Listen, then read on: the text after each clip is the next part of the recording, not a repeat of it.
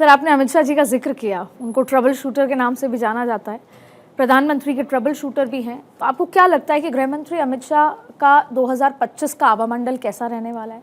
और साथ में सर सबसे बड़ी चुनौती मणिपुर सामने खड़ा है, उसके साथ छत्तीसगढ़ का जिक्र करें, मिजोरम का जिक्र करें, तो आपको लगता है कि 2025 में अमित शाह कंट्रोल कर पाएंगे उग्रवादियों को, या वहाँ पर जिस तरह की स्थिति है उसको कंट्रोल कर पाएंगे?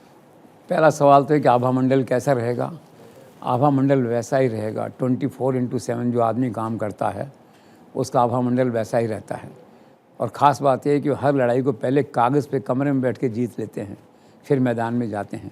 उनका क्रम, उनकी ये क्रेडिट कहना चाहिए या श्रेय जो है वो आगे भी जारी रहेगा। और बिहार का चुनाव आपके सामने है। मुझे ऐसा लगता है कि नरेंद्र मोदी के जो ओजस्वी भाषण होंगे बिहार के चुनाव में, उनका लोकप्रिय चेहरा होगा और अमित शाह की रणनीति होगी, तो निश्चित तौर पे इस बार जो है अक्टूबर-नवंबर में अगर चुनाव जल्दी होते हैं तो उससे पहले आप ये मानिए वहाँ जो है भाजपा की सरकार बनेगी, भाजपा का मुख्यमंत्री होगा। और उस रणनीति का, ग्राउंड रियलिटी का जो बहुत बड़ा हिस्सा है श्रेय का, वो अमित शाह के खाते में जाएगा।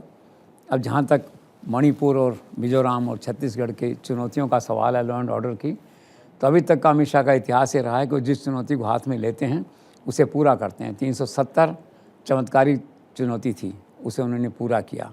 आप देखिए, अब छत्तीसगढ़ में उन्होंने कहा है कि मार्च 2026 तक मैं ख़त्म कर दूंगा यहाँ उग्रवाद जो है।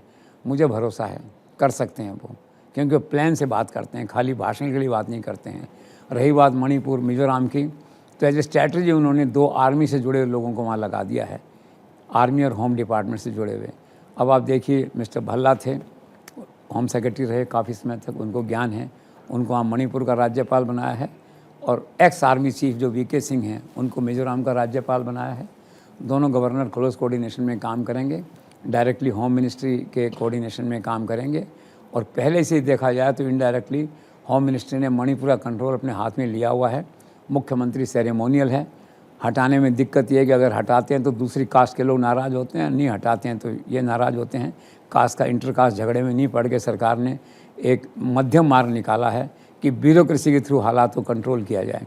तब वहाँ जो 10 कंपनियाँ लगाई गई नई फौज की, वहाँ पे जो है उसमें चीफ मिनिस्टर को नहीं पूछा गया, डायरेक्टली होम डिपार्टमेंट काम कर रहा है।